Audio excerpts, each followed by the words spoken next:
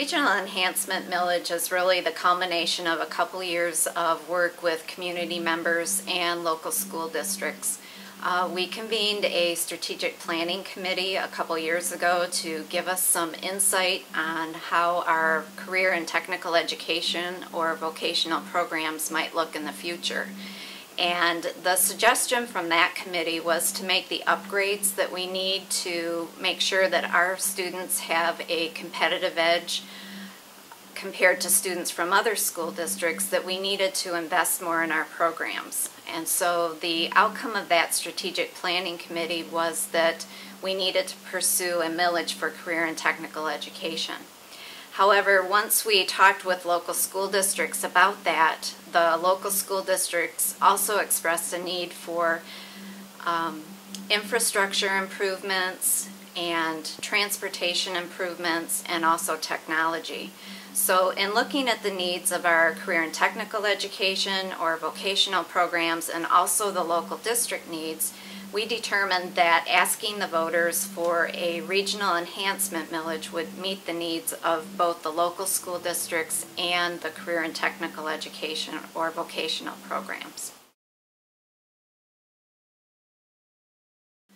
The regional enhancement millage can really be divided into two parts. One part will be used for local district needs, and the local district needs really fall into three categories. One category is technology improvements and enhancements.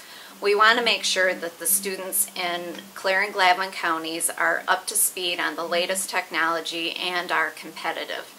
We also secondarily want to make improvements to our facilities. With budget reductions over the last several years, our local districts have put facility projects on the back burner, and we really can't afford to do that any longer. The third aspect of the local district projects would be transportation upgrades.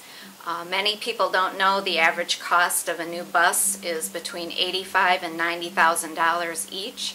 And clearly additional funding is needed to make sure that our transportation fleets are safe and appropriate for transporting students. The second aspect of the millage is the career and technical education or vocational component.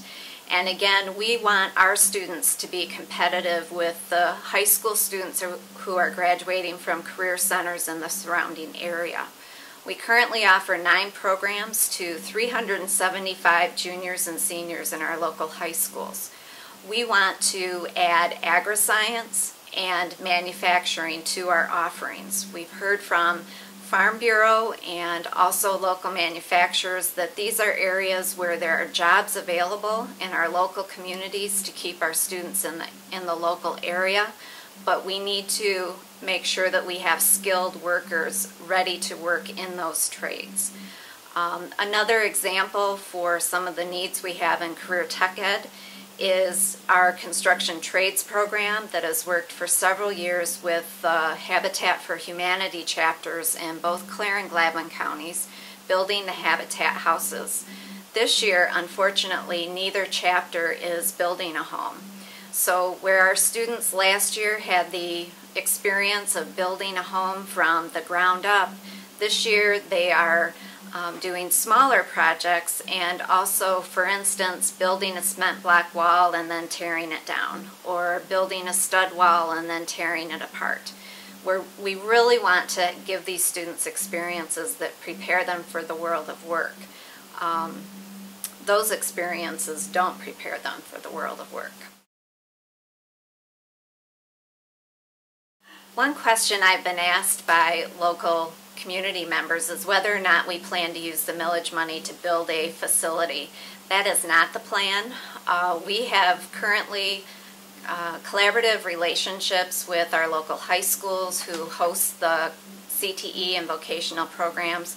We also rent space from Mid-Michigan Community College to offer programs there.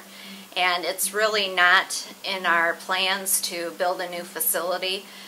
We are currently looking for existing facilities that could be rented, leased, or perhaps purchased with the millage funding for the new programs that we're investigating, the agri-science program and the manufacturing program. The regional enhancement millage is for 1.5 mils for a period of 5 years. We thought long and hard about the millage rate and also the length of the millage, and we feel that the money generated from 1.5 mils will allow us to do the things that we need to do in a 5-year period so that we can get caught up with some of our local projects, but also enhance and expand our vocational training. For the average homeowner, for instance, who owns a home worth $70,000, the taxable value is $35,000. 1.5 mils on that property would be about $4.40 a month, or for an entire year, about $52.50.